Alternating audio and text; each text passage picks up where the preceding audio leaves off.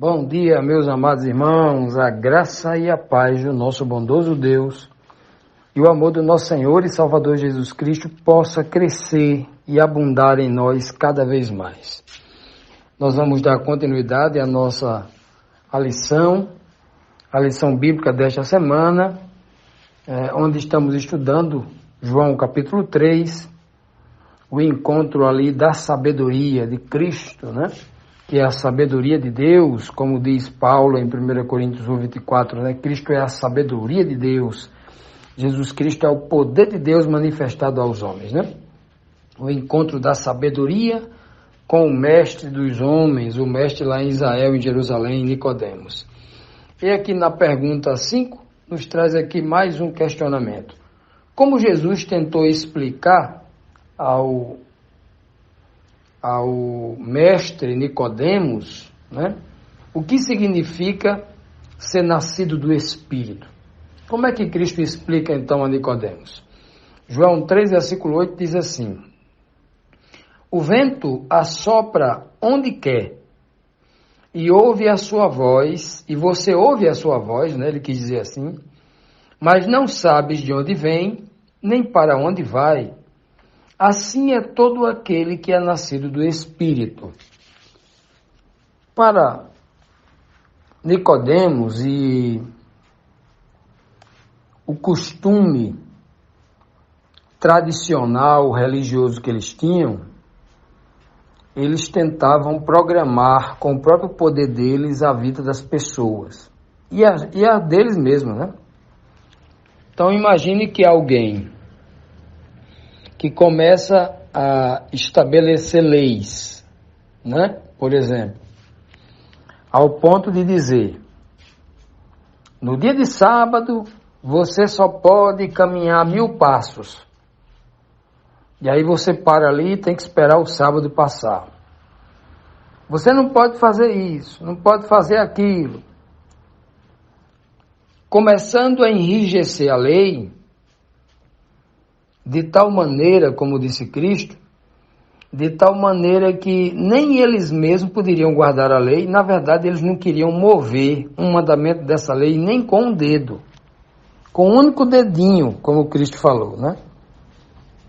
Então, eles tinham dificuldades de entender que o homem espiritual, nascido de novo, ele se deixa guiar pela voz do Espírito de Deus falando à sua mente. E aí o Espírito de Deus que fala à sua mente, guiando o homem pelo caminho da verdade, o homem agora tem a força de ouvir, a nova criatura em Cristo, tem a força de ouvir esta voz espiritual falando à sua consciência, e ele consegue agora combater a força da carne nele, pedindo para pecar, pedindo para fazer diferente da voz de Deus. E aí Cristo fala assim, olha, é por isso que eu vou comparar aqui ao vento. O homem que é nova criatura em Cristo, ele não faz sua própria vontade. Ele não quer saber de onde ele veio e nem programa para onde vai. Quem decide isso, não é? É a orientação que ele vai escolher seguir, que vem da parte de Deus falando à sua mente. Então, quem decide essas questões é justamente o espírito dele, né, do homem, que testifica com o Espírito de Deus que está lhe orientando o certo a fazer. E o homem agora, né, se joga completamente nas mãos do Senhor e se deixa ser guiado por esse Espírito da verdade. É isso que Cristo diz a Nicodemos, né? Agora, como é que alguém orientado por uma religião em que o homem é quem tem o controle de tudo, o homem era o dono das pessoas, o sumo sacerdote era quem estipulava a vontade de Deus, era quem dizia qual era a vontade de Deus, era quem julgava as pessoas para o bem ou para o mal. É muito difícil para uma pessoa dessa que um dia teve um poder sobre as pessoas se deixar guiar por Deus, né? Ser comandado. Quem experimentou o sabor, né? Entre aspas, né? O sabor de comandar como o diabo no céu, né? Se achou no direito de comandar outros anjos, né? E agora já se sentia como Deus. Os homens aqui na terra, os líderes religiosos, né? Aonde Nicodemos estava inserido, acostumado a mandar nas pessoas, a comandar as pessoas, é muito difícil se deixar se comandar por outros, né? Então, muito difícil. Então, Cristo vai falar dessa humildade para Nicodemos. Olha, você tem que ser humilde, tem que nascer de novo e se deixar guiar pelo Espírito de Deus. Tem que, como disse Cristo, tem que negar-se a si mesmo. Tem que negar-se a si mesmo, tomar a sua cruz e me seguir. Embora Cristo não tenha dito exatamente assim para Nicodemos, mas ele vai dizer isso para os seus discípulos e para outras pessoas, né? Siga-me. Deixe que o Espírito de Deus o conduza, assim como eu, Cristo, né? Era conduzido, como Cristo disse lá, né? Cristo era conduzido por Deus. Cristo chegou a dizer algumas vezes, né? Capítulo 12, versículo 49 e 50, capítulo 14, versículo 10, capítulo 17, versículo 8, Cristo vai repetir muitas vezes isso. Olha, as palavras que eu digo a vocês, elas não são minhas. Essas palavras é o Espírito do meu Pai que fala a minha mente e eu retransmito a vocês com toda a fidelidade. Eu falo na íntegra, eu não acrescento uma vírgula, eu não retiro um tio daquilo que meu Pai me manda dizer. E eu faço a vontade do meu Pai. Por isso que eu não glorifico a mim mesmo, por isso que eu não recebo glória de homens.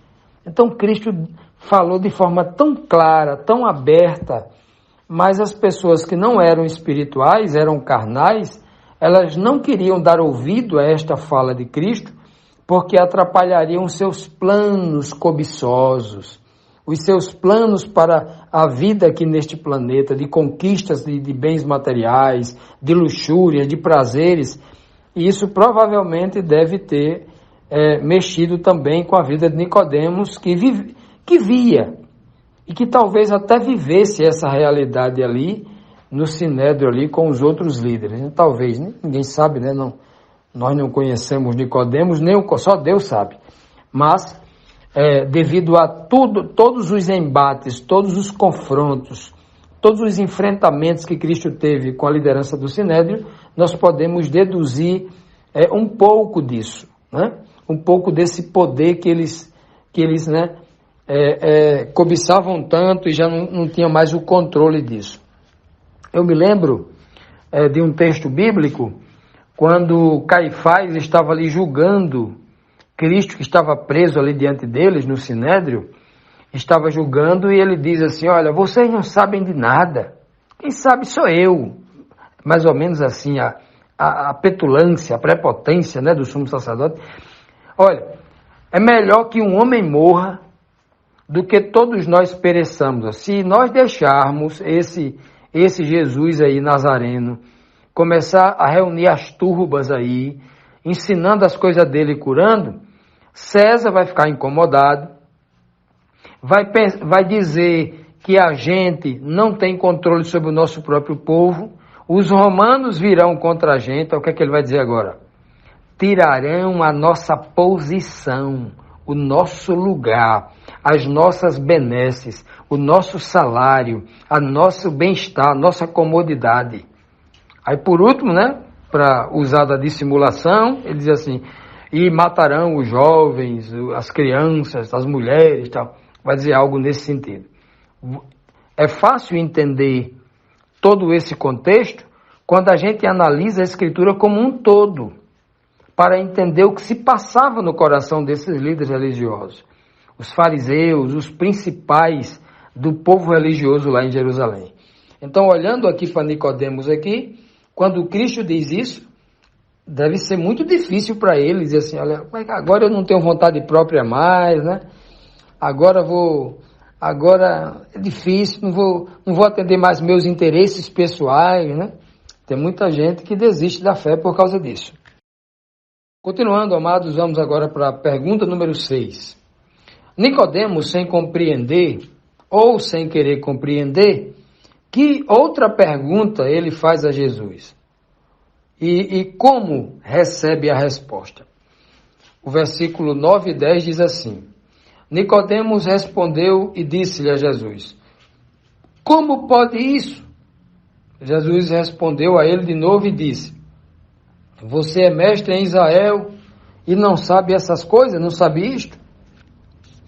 Veja que de novo Nicodemos faz a mesma pergunta. Ele já havia perguntado: como pode um homem voltar a nascer de novo, entrar no ventre da sua mãe? Como pode? Foi a pergunta. E agora ele inicia a próxima pergunta da mesma forma. Então ele não sabia de nada, como pode nada, porque ele não sabia como pode o homem nascer de novo, ele não sabia como pode um homem ser guiado pelo Espírito, ele não sabia. Então, quanto mais Jesus Cristo falava e se aprofundava numa linguagem espiritual, mais dificuldade Nicodemos tinha para entender, não é mesmo? Aí ele pergunta, aí Cristo então, agora nesse momento, Cristo vai dar um puxão de orelha nele, né? Vai repreendê-lo assim de uma forma bondosa, né? De uma forma bem sábia, tentando com que ele processasse aquelas informações, refletisse sobre a sua condição de mestre, que era mestre que não conhecia a profundidade de Deus, a mensagem espiritual de Deus. Ele não conhecia. Cristo fala: você é mestre em Israel e não sabe essas coisas? Isso deve ter sido muito duro para Nicodemos. Imagine um mestre que era adorado pelos seus alunos, né, que era venerado. Hoje, nos dias atuais, os grandes professores, né, os doutores, os pós-doutores das grandes universidades, eles quase que anualmente saem recebendo prêmios, títulos, reconhecimentos, placas de honra ao mérito, né? Então, você imagine a vida de Nicodemos naquela época. Eu vejo como muito semelhante aos dias atuais. As pessoas são tão veneradas, são tão reconhecidas, que no coração delas pesa como uma prisão, pesa algo tão terrível, que elas se sentem o que elas não são, de fato e de verdade. Eu imagino Nicodemos como professor dos professores, um grande mestre em Israel, escutar isso. Você é mestre e não sabe disso? Imagine, como os Cristo dizendo assim, você não conhece o básico, ou seja, o princípio do caminho. Como é que você pode ensinar o fim do caminho, que é a salvação, que é o reino de Deus, se você não conhece nenhum princípio? O princípio é nascer de novo. O nascimento é o princípio de tudo. Como é que você não conhece? Se você não, eu falei do princípio, nascer de novo você não sabe. Agora eu estou falando da caminhada, caminhar sendo guiado pelo Espírito. Então você não conhece nada do princípio e você não conhece nada do durante, do meio, da caminhada. Como é então que você vai concluir a jornada? Como é que você vai chegar no fim se você não conhece nem o princípio e nem o meio? E nem o durante? Não conhece o antes, não conhece o durante. Como é que vai conhecer o depois? Como é que vai estar preparado para enfrentar o que vem depois? Olha que ensinamento profundo e especial Cristo estava falando para aquele homem. Não só para ele, mas nós precisamos trazer para o dia de hoje. Se nós não nascermos verdadeiramente como novas criaturas espirituais em Cristo Jesus, se nós não nos deixarmos, não arregalarmos os nossos ouvidos, abrirmos o ouvido, assim, bem, ouvido espiritual, né?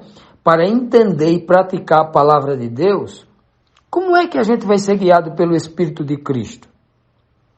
Como é que a gente vai entender esta palavra para explicar às pessoas que também querem ser cristãos verdadeiramente? Como é que eu vou explicar para elas que elas têm que nascer de novo, se eu nunca experimentei isso? Então, é importante que cada um de nós nos coloquemos no lugar de Nicodemos e escutemos Cristo falar aqui nas Escrituras Sagradas, não como se ele estivesse falando com Nicodemos, mas como se ele estivesse falando comigo, com cada um de nós. E escutarmos ele dizer tudo isso. Olha, você precisa nascer de novo. E nós, ao escutarmos, chegarmos à seguinte conclusão: eu preciso nascer de novo. Eu preciso me converter 180 graus. Ou melhor, 190 graus, né? Que é metade, né? 360, 180. 180 graus. Eu preciso dar uma reviravolta. Eu estou indo para o norte e agora eu tenho que converter, literalmente mudar de direção, né? Inversamente, eu tenho que voltar agora para o sul. Olha que coisa impressionante. Isso é conversão. Isso é se tornar uma nova criatura. É você deixar de ser aquela pessoa que você era para se tornar outra pessoa. É de deixar de ir naquela direção que estava indo e ir noutra direção completamente contrária, inversa. Converter, né? Fazer uma conversão para voltar para os braços de Deus, para voltar para o caminho correto, o caminho da verdade. Então, meus amados, toda a dificuldade que Nicodemos teve para compreender, hoje nós não temos mais, porque toda a verdade foi escrita e foi disponibilizada, foi interpretada pelos apóstolos e interpretada pelo próprio Cristo em diversas passagens aos apóstolos. Hoje nós temos toda a verdade para colocarmos em prática essa verdade. Talvez Nicodemos não tenha tido o privilégio de conhecer o que nós conhecemos, mas ele conheceu o suficiente para escolher. Nós também conhecemos o suficiente para escolhermos o caminho da verdade. Que o Senhor nos abençoe e nos dê essa força, não só para escolher, mas para poder caminhar neste caminho guiado pelo Espírito de Deus.